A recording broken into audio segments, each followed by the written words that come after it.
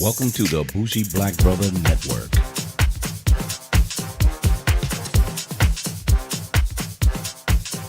Good afternoon and welcome to Fade to Black Cinema. I'm Michael, your Bougie Black Brother, and I'm here with my co-host, Alicia. Hello. And today we're going to do our review on the second installment of The Fantastic Beasts. It's The Fantastic Beasts 2, The Crimes of Grindelwald, which was a continuation of The Fantastic Beasts and Where You Can Find Them, which we highly enjoyed. And Leisha she is a big Harry Potter fan. Yes, big Harry Potter fan. So she read some of the books. We saw every single movie multiple times. And I'm she's still watching them, and I'm not watching them damn things. But she's still watching them. So real quick before we get into these, because these are the prequels. This is before the Harry Potter. Before Harry Potter. So all of these are really prepping for the Harry Potter series to get started. So when you was watching the Harry Potter and you got all of that, when we first saw the first Fantastic Beasts, did you see the characters that kind of related, or you just saw the? Nah, I didn't. I can see the characters that related. Because I didn't really relate it, but people who follow the books said, yeah, they got it, because these was like pre-characters that are in actually Harry Potter. So those people kind of got it. I didn't. So on the surface, I kind of was just looking at the movie. So the first one, how did you like the first one? Fantastic Beasts, the first series. Yeah, I loved it. It was exciting. You kind of enjoyed the characters, and it was just fun seeing the things they could do, going into the suitcase all the different all the different beasts and monsters into the suitcase. It was how he kept them there. Yeah, and he took care of them. He was attracted to them. He took care of them. He understood them, and what they did. He knew a lot about the actual the different little beasts and little animals and things. Yeah, so that was Newt Scamander, which was a weird ass name. But played by Eddie Redmayne. I like him as an actor. He's a really good actor. He showed up in a whole lot of different things and was able to embody the character. So it was really weird having him there. And he's like a shy type person, because you notice how his character doesn't really look at you in the face. Yeah. He kind of looks away. And it was really odd until I saw that it was intentional. And I was like, oh, pretty cool. But I really enjoyed the first one. So I enjoyed the first one too. Even the storyline leading up to it with him, I thought it was really good. I thought it was a great addition to finding out the wizard world. Yeah. There was a wizard world that they was trying to hide from the humans. Right. Or the nomads, the no magic, or they call them nomads and other stuff. So I really thought that was really cool. So did you look forward to when they said they was making another one? Of course. I wanted to see what the sequel was going to be like. Yeah, and so JK Rowling wrote us a couple of books to say, except for finishing just the Harry Potter series, she's going to continue on with a prequel, sort of like the Star Wars. The Star Wars started in the middle, and then they went to the prequels, and then they follow suit right behind the original trilogies. So it's kind of interesting that she was kind of doing it in that way. So we kind of look forward to saying, cool, now we can see where they're going from that. Sure. What last portion, if you didn't see it, spoiler alert, the guy Grindelwald, he was actually being played by Colin Farrell, right?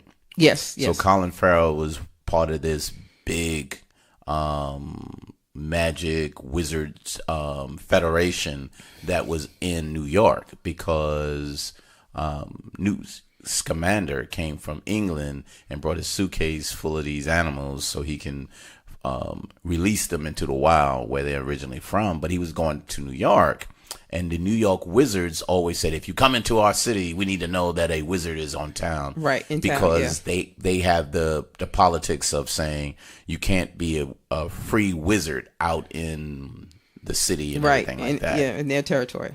So one of the wizards played by Colin Farrell was actually the character Johnny Depp, who was Grindelwald, and you find that out at the end, and they arrest him. So it's kind of like, oh, okay. And when we saw the previews, it was just so exciting. It looked like it was just going to be another really exciting movie. Yep. Because it looked that way, right? So when you initially started seeing, what was your feel when, because it started off with them transferring Johnny Depp or Grindelwald to what is it, to England, I think? Yeah, to England so they can process him. Yeah. So what was that initial feel when you was watching that? I wasn't feeling it. The one? I didn't know that they were going, first of all, knowing the powers he had, why would you do what you did? And especially when you explain at the very beginning, well, we have to change people out. Because he was fucking them up. Right. And I was like, and then I saw that guy's like, he got his head too before he even, I mean, it was. So you picked it up. Yeah, I picked it up at the very beginning. I was like, well, he got him too. You know, that would have been an automatic switch for me. Okay. You know, okay. so that was. You kind of felt something was going to happen. Yeah. So I thought it would be too obvious for something to happen. So I kind of just ignored it and waited. But I just thought it would be too obvious. And they went with the obvious of he's going to escape, which was like really fucking stupid. But anyway, so you already saw it too. And you just knew, yeah, there's something wrong here. Yeah. And went from that. I just thought they was going to bring him there and something happens when he's in England. No, I knew. It was like, his ass going to get loose before he even get there. Yeah, and they said they took his tongue out. Yeah, and then he, you know. All of a sudden because the reason why they took his tongue out, you know why? Why? Because he was talking tongue to people to convince them to do things. Yeah. And then they did it, and then they had to keep changing them out and yeah. everything. Okay. So, I didn't pick that part up. So, with that, basically he got away. Yeah. And then they switched to England. Yeah. Right? And new characters came up. His brother, and there's an issue between him and his brother. We don't know what it is. No. And until the end of the movie, you really didn't know what it was. No, you didn't. Then he had his girlfriend, and the girl he had a crush on, for Zoe Kravitz. Yeah. Did he have a picture of her? Yes. In the first one? In the first one he did. Yeah, so come to find out, she married his brother. They were engaged. They were engaged. Yes. Oh, yeah, they was engaged.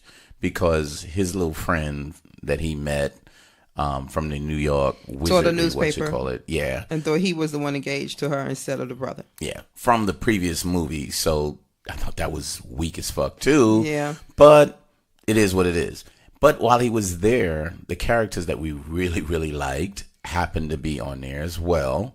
The little fat guy who had the bakery. Yeah, I thought he was cute. I thought he was cute in the first one. This one, he was a little boring. In the first one, he was he was funny. He was funny as hell. And Jacob Kowalski, is Dan Fogel. So I really liked him. And then the Queenie, Allison. I love that name. She was so... From the first movie, in the first one, she was not only, she was a sweetheart, but she was sexy, and she had like a kind of Marilyn Monroe type feel, but so sweet. Yes. She was such a sweetheart. That changed with this movie. Yeah, you know what? She seemed like a pest. She seemed too whiny and grabby. You know, like, I gotta have him, and he didn't seem as funny and open like he was. So they ruined those characters. Yes, they did. And that really pissed me off. And then we thought that the guy, Credence, played by Ezra Miller, and I know him because he plays Flash in the DC comic Justice League movie. So he plays Flash. So I always remember him. It's like, oh, okay, that's the guy who played Flash.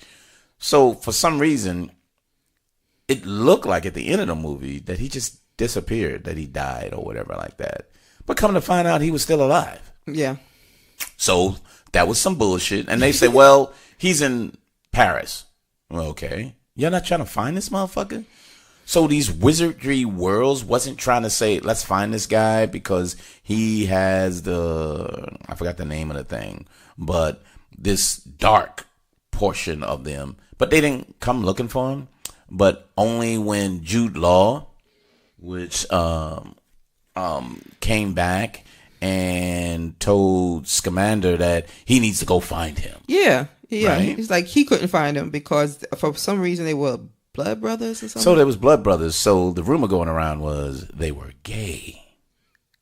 So the internet word is they were blood brothers, but they were gay. Oh my goodness. So no, but they kind of build that up from the. So if you remember from the first series, the Harry Potter series, on the last two, the rumor went around that he was gay.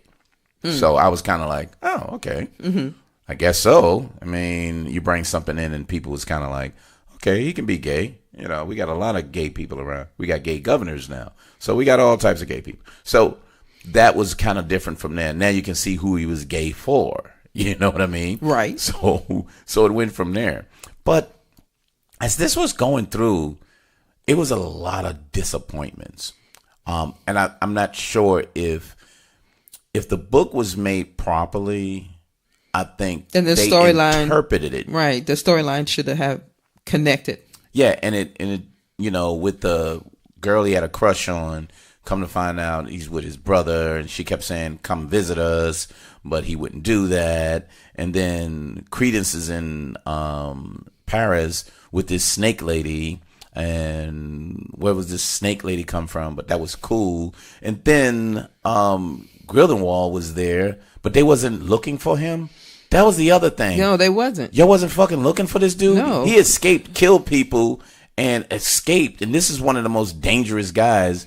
And y'all don't know where the hell he is? Nope. That was another thing. They were not even looking for him. So that was just odd. So and then the storyline turned to, and tell me if did you get this, or you got it and it was like, this is just stupid. That he was trying to find out who his true parents were. You were talking about Credence. Yeah. That was, I didn't understand why. So he just wanted to know his parents. I get because that. Because from the first movie, it wasn't, I thought he was dead. Yeah. But seriously. But they showed that lady was his mother, but all of a sudden now you say, no, that really wasn't your mother. And then that's when his girlfriend, who was a fiance of his brother, and then this new black guy showed up. Yeah, I didn't know who that was. And then she said, Zoe said that was her brother. That's her brother. But she thought her brother was dead. Yeah, so I don't understand it either. So where the hell did he come from? Yeah, I didn't understand. And where the hell has he been?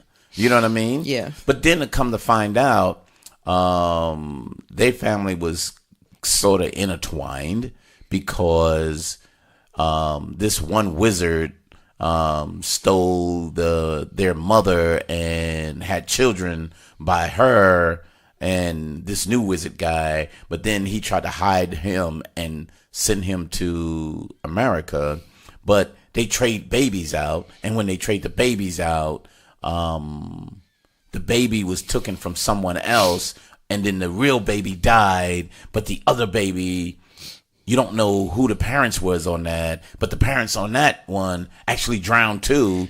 And I was kind of like, where was it going? Even where was it going? Was all of that really necessary? I didn't understand where all that was going. It still didn't explain what the whole, creed is.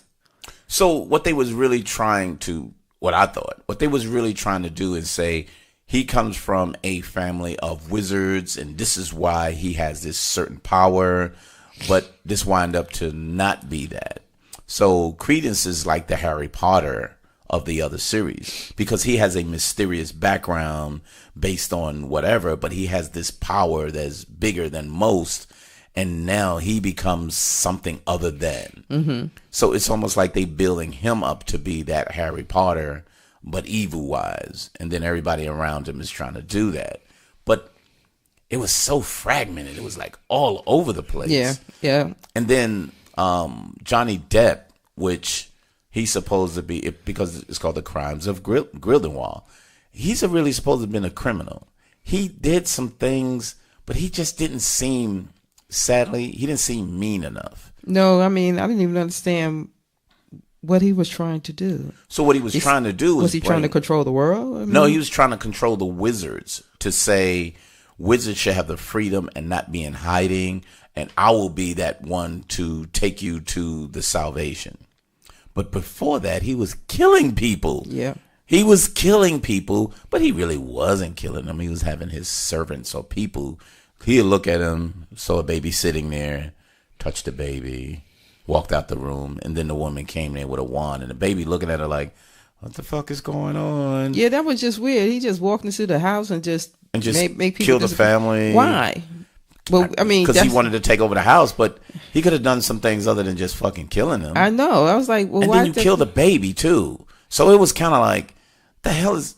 But he still didn't seem sinister enough, you know, because if you look in the Harry Potter series, they were sinister. All of these people who supposed to have been bad, yeah, they were. You see, they were sinister. And then even when what's his name, Colin Farrell, over there, you knew he was a sneaky bastard. Yeah, you know what I mean. So you knew he was up to some foul stuff, but he gave you that impression. But Johnny Depp played in between trying to be the savior and a mean person, and it didn't work. It just didn't work, and I really, really wasn't happy with the way it was directed. You know what I mean? Mm-hmm. And I just felt that they did a bad job of trying to put this together. You know what I mean? Right. And that's where I felt really, really I didn't feel comfortable with. It didn't make me feel comfortable, and I didn't like it. I really just thought it should have been a lot better, and I thought it should have a lot more information. And, you know, on the internet, they have a lot of people that's trying to explain what was going on, you know what I mean? As opposed to watching a movie and the movie explains itself, which is bad when they have somebody else that. have to explain it to you. Yeah. And most likely it was the people who read the book. Right. You know what I mean? Right. Trying to say, well, don't give it a bad review. This is the reason why. Yeah. Or, yeah, you should give it a bad review because what they should have done was the book did this and the book did that. And I'm kind of like, yeah, buddy, but I'm sorry. This just didn't work. You know what I mean? Mm-hmm. But, yeah, so the director his name is David Yates. So I don't know who the hell he is. And they said The Legend of Tarzan. And so he did the previous one, Fantastic Beasts and Where to Find Them. So he did do that. He did a good job there. What the hell happened? Yeah, I don't know what happened.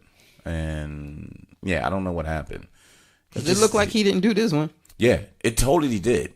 But here's the plus. If there's a plus in this movie, the special effects and the magic and the animals was amazing. You're right about that. There was a time when, and I thought it was so amazing, when Grindelwald was calling out all his followers, and there was like a scarf or something floating throughout the whole city, and it just touched certain things, and it just floated through the whole city. And it was like, oh, that's his signal to the people. Mm-hmm. I was like, God damn, what a dramatic signal. You know what I mean? But it was beautiful in the way that they showed it, and the way they presented the animals or the beasts. It was great. A lot of the magic and how they put certain things together. It was so cool. They just did so much good things in the movie. But if you just wanted to know, just have special effects, then that's what it was about. Right. But these movies have a story that ties to it. Right. So you was looking forward to say, I need to follow the story. Mm-hmm. And they ruined the storyline. And it could have been his interpretation, or they had to kind of rush through some things.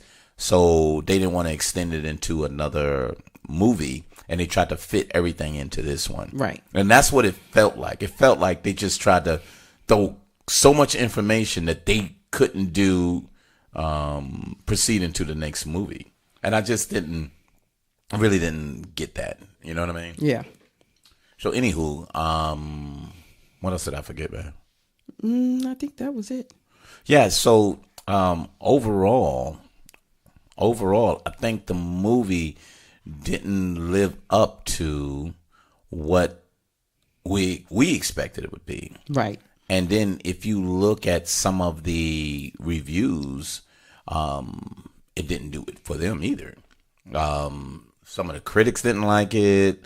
Some of the viewers didn't like it. It didn't give them a good feel. You know what I mean? Mm-hmm. These people just they didn't like it so much. So it's rated really, really different. And speaking of ratings, what would be your ratings, man? I give it a 6. And a 6 because the only reason why I gave it a 6, that extra 1, because it could have been a 5. Because the special effects, it was beautiful. I mean, the whole things with the beast and like the library was moving. Yeah. And she threw the light in and then the crazy cats was there. Oh yeah, yep. See? So I mean, that was like liking to see that. And then when it got to the end, I was about to say, when is this shit gonna be over? Yeah, then it was kind of like, when is it gonna be over? Because I'm about to fall asleep. Yeah, because it was dragging. Then at a portion, it was. You're right about that. That's a good observation because it started dragging, and it's kind of like, so are you still gonna talk about this? Yeah. Is this still gonna keep going on? Yeah. Then y'all make a decision on what the fuck was going on. Mm-hmm. Okay, now we gotta listen to this next set of people. I was like, really? So you said a 6. So the critics had it at a 40, and the people had it at a 65. So in line of what you said, because I'm going to agree with you. I'm going to have to say it's a 6 because it was worthy of seeing. So visually, it was amazing. Right. I loved it visually. Oh, remember when he was in the middle of Paris and they was in a little circus place and he threw down that little dust and it was showing like footprints and everything, and he was kind of tracking, oh, this is where she was, and it was just a lot of little special effect magical things that they took up another level. That it was, compared to the first one, it was a lot more magical looking things that they did as opposed to the one on the first Fantastic Beasts. Right. So it was really, really visually amazing that I really enjoyed. So that's why I said a 6. Otherwise, if they minus that, this would be the worst of the series. Yeah, it would have. Yeah, but it's not that bad. Right. It's not bad. It's worthy of visually seeing. But if you really wanted to tie it into the actual series, I can't comment on that because I didn't read enough to say yes what it did. But as a standalone movie, it was kind of fragmented and somewhat boring. Right. Story-wise. Yeah, it was boring. So, yeah, but we got 6s across the board, and we don't normally do that. But I think we saw the same thing. and it just didn't work. It didn't work for both of us. And but it was worthy of one of those, we seen a lot of series. And the Fast and the Furious series, the last one was the worst of them all. We seen the Predator, and the Predator was interesting. I'm not sure if it was will I see it again? The Alien series, I like that. I would see that one again because it's part of the series. Mm-hmm. This one again is good enough to see it as part of a series as opposed to a standalone if you knew nothing about it. You would want to see that if you've seen the series. But if you said, here's a new movie, Fantastic Beasts, you would say, this is crazy. They didn't explain a lot of shit. Who the hell was all of this going on? Right. So it was just kind of hard. Anywho, bougieblackbrother.com.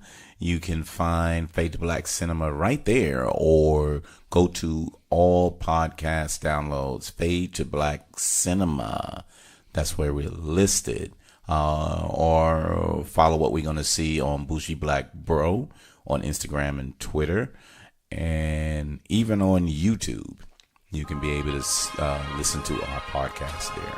Very, very good decent movie to see. Should you wait? You could wait. But if you're going out just to see something visually, it's probably worthy to see it as a visual movie as opposed to an exciting story-written combination to the first Fantastic Beasts and the Harry Potter series. I don't think it ties really well with all of them because the storyline was just so crazy. But anywho, thanks for stopping by Fade to Black Cinema, and we will see you next week, every Wednesday on Fade to Black Cinema. Thank you. Bye.